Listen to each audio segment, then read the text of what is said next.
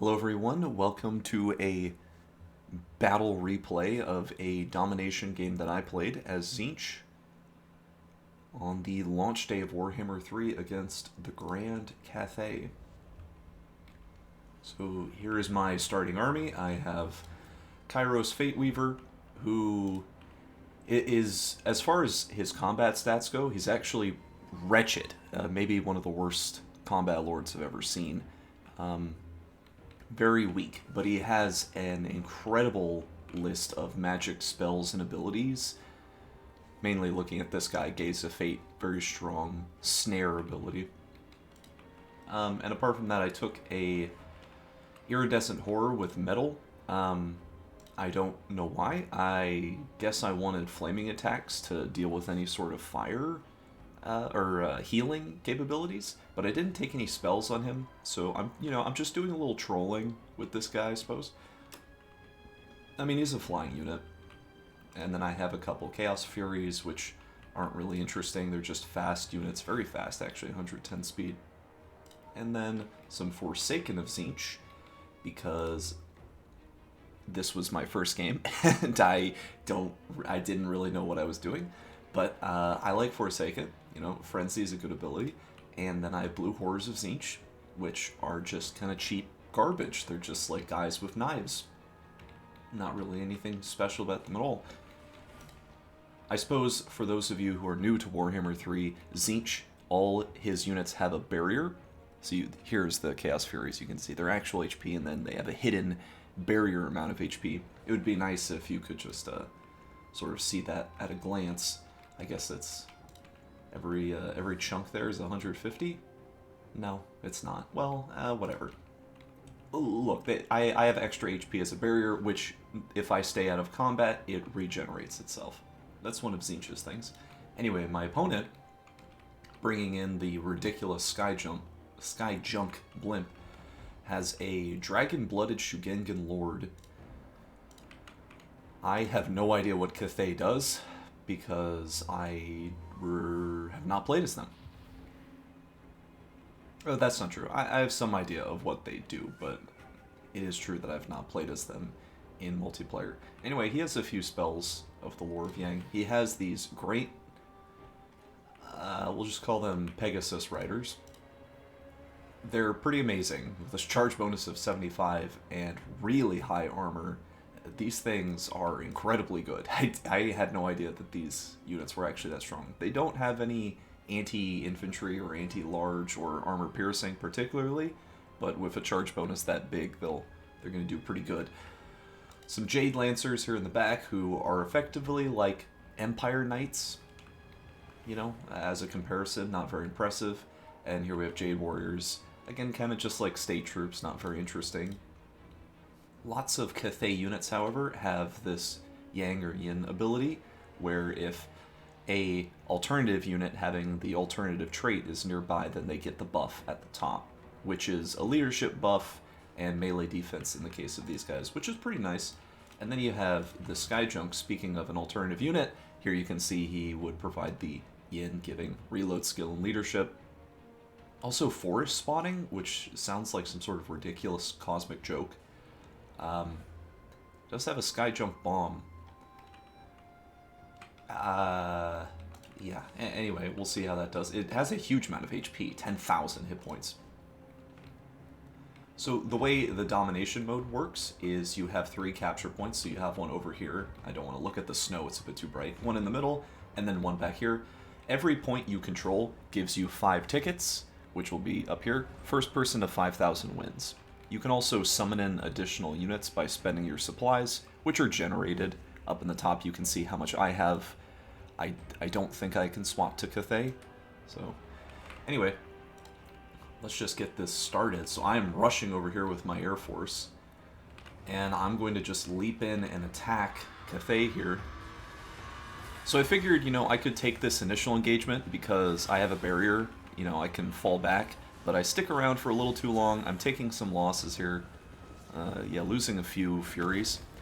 I hit the Shugengan Lord with Gaze of Fate, and then I have Kairos over here doing his classic bullshit spam. But my opponent smartly actually uses Jade Shield, giving himself 40% damage reduction. So I hit him with 2 magic missiles, which you can do with Kairos because you can reset all of his cooldowns. But my opponent smartly absorbs a lot of that damage. Probably would have taken an extra like 900 damage if he didn't have that on. I'm surrounding his lord with Furies because I don't want him to chase Kairos. Kairos is not an impressive combatant. If Kairos gets into melee with this with this unit, Kairos is gonna have a really bad time. So I'm sort of using the Furies as like a roadblock. Kind of waste my time hitting this Sky Junk, but I don't have anything for Kairos to really do. Just sort of flying around laughing. The Jade Warriors are just content to sit here and get poked by the blue horrors. I believe that was the Sky Junk blasting into my Furies. So I've lost a few of them, but I'm just now letting them sit in archer range. Oh yeah, I tried to do a pendulum on the Jade Warriors, but I missed, so nothing really to see there.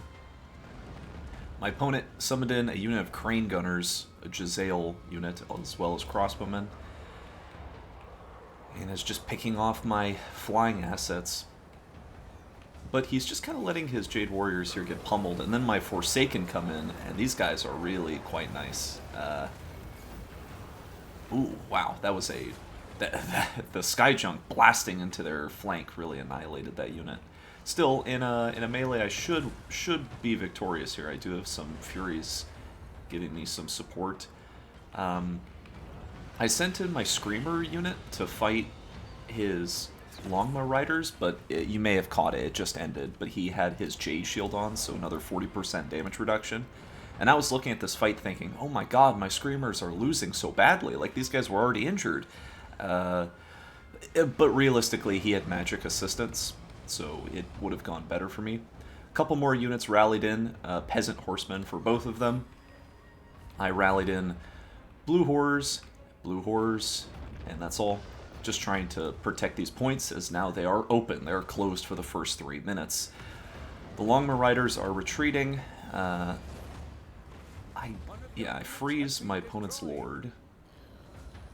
Wow, he's got 75% physical resist with Scales of the Celestial Crowns. Thankfully, that does not save you from Warp Fire, as we blast him with 2 magic missiles back to back. Most unpleasant thing imaginable. Sending out these blue horrors, kind of unsupported. Little suicide maneuver from me. You know, I'm trying to nuke down his lord and kill him. I don't know why this happens, but sometimes the game just, in replays, randomly goes to slow motion. Anyway, there's a couple Peasant Horsemen over here in Objective 1. I've solidly got Objective 2, and he has Jade Lancers. It's just sitting on 3, although he is pushing them down now. I've got some blue horrors coming in. Blue horrors do have a ranged attack, which they realistically should be using instead of engaging these horsemen, but that's okay. I summon in a unit of my own cavalry, the Chaos Knights of Tzeentch, which I wish were just not generic Chaos Knights, but blue, because I like everything about them. Being this heavy armored, sort of sustained cavalry unit. Anyway, I send in Kairos and my Iridescent Horror to try to snipe his lord, but he's got a ton of ranged assets, and he starts popping my barrier pretty quickly. I get hit with Shield Breaker. I guess that's from the Crane Gunners. Yeah, it's from the Crane Gunners. So I pull back. It's a nice thing about Tzeentch is you don't have to take damage necessarily. It's sort of at your own discretion when you want to engage. So Kairos is actually only a little injured, as is my Metal Mage without any spells. The Jade Lancers got a nice downhill charge, but I bring in my own Chaos Knights to try to support my Blue Horrors, and the Sky Junk, which has just been flying overhead, continues to just blast its volleys. It's not even close to paying for itself currently, but, you know, it's still got some ammo left to use.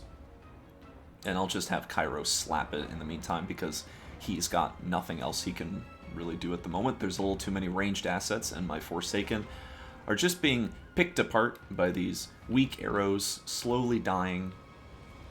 And my opponent has summoned in Peasant Longspearmen and more archers, so he has a huge range core, along with some Jade Warriors and Jade Lancers. Did I summon in anything myself? I guess, oh yeah, I summoned in a Cultist.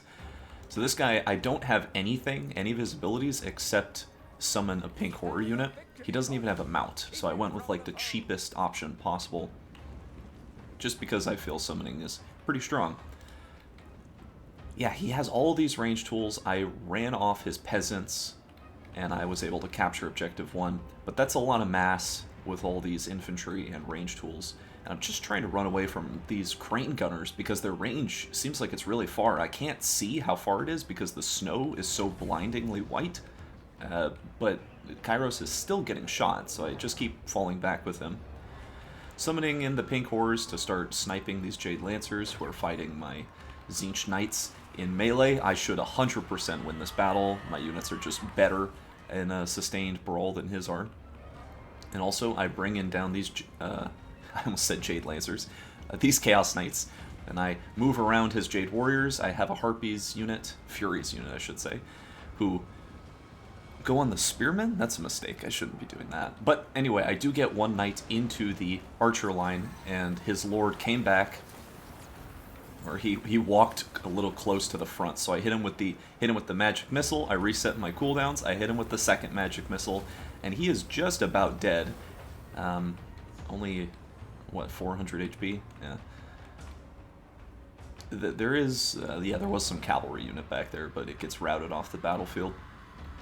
Yeah, and we're in. You know, my knights are just sort of having fun running through these archer lines. I have Furies harassing his melee units, and he does have some cavalry in my back line actually harassing my troops, but these pink horrors are summoned, so they're about to despawn after they do this last volley. And these are just Jade Lancers, so if they're not getting a charge on their attack, they're really not going to do anything substantial, especially not to Chaos Knights of Tzeentch, very heavily armored troops. But these are Jade Warriors, and he is sitting on the point with a number of assets. However, his range tools just kind of getting rode down here, and that's a very expensive loss. He actually summons in fire rain rockets and more peasant horsemen. And he starts point blank blasting, annihilating his Longma Riders with his own barrage on accident, of course. My opponent's been playing pretty well up to this point, I think. I really liked his use of the Jade Armor spell. Especially against my lord. He immediately knew what was happening and he reacted to it, and I thought that was cool. My Cultists of Tzeentch absorbing shots from the Sky Junk, which is great. That thing, just sort of a big floating liability. And I have Chaos Furies back here. No, just one guy, sort of getting occupied with Jade Warriors, and then more Jade Warriors. Just a tide of them. Yeah, man, this battle is really quite chaotic.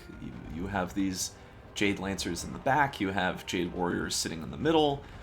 No units on Objective 3. I really should have moved these Blue Warriors and gone and just taken that. But with my Furies and my Knights, I'm ripping up his range tools.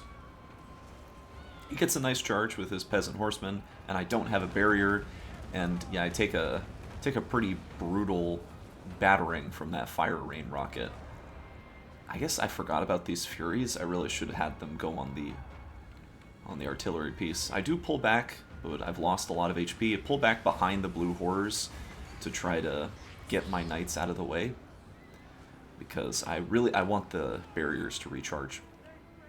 Oh, here's a good pendulum. He doesn't see it, and okay, he sees it at the end. He sees it at the end, but we still get some pretty amazing damage, like, you know, maybe like 200 gold value. Maybe that's a little optimistic. Yeah, my pendulums have not been the greatest, but that's also just because my opponent is paying attention. If I was playing better, I could use my snare ability to snare a... Here's another amazing pendulum from me, just completely screwing up the angle. But yeah, if I use the snare ability, I could have snared the units and then pendulum them. So I use the Vortex spell of Tzeentch on top of these Peasant Longspearmen, almost immediately just insta-gibbing that unit. Wow, like 100-0 with that guy. Just erased.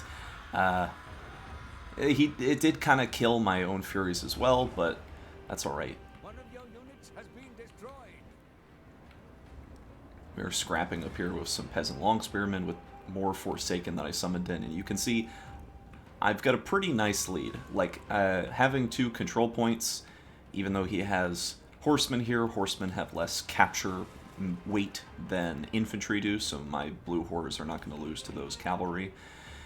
I am generating 2 tickets for every 5 of my opponents, so by the time I get to another 1,000 points, roughly, and win the game, he'll be at 2,600. So it's looking pretty grim for him. He's effectively going to have to...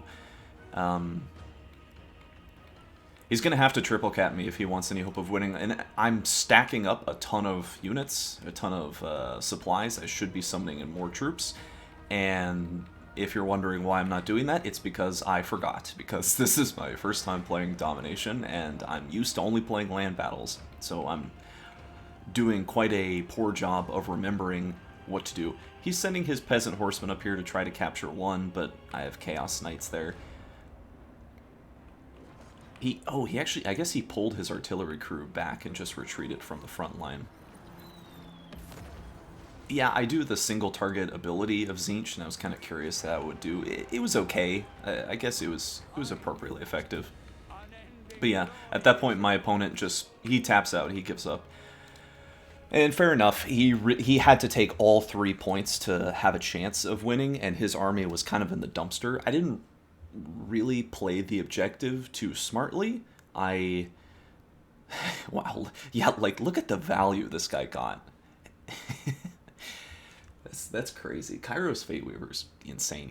He's my favorite unit on the Tzeentch roster. Not that that's a hard bar to reach. There are no units on the roster. Anyway, he's good. As for my opponent's starting army, his lord kind of just got gooned, but it wasn't really a combat killing lord. It was more like he wanted to take these 2 expensive unit pieces, and while the Sky Junk was almost utterly unmolested for the entirety of the game, it still didn't pay for itself, even though it expended its entire ammunition.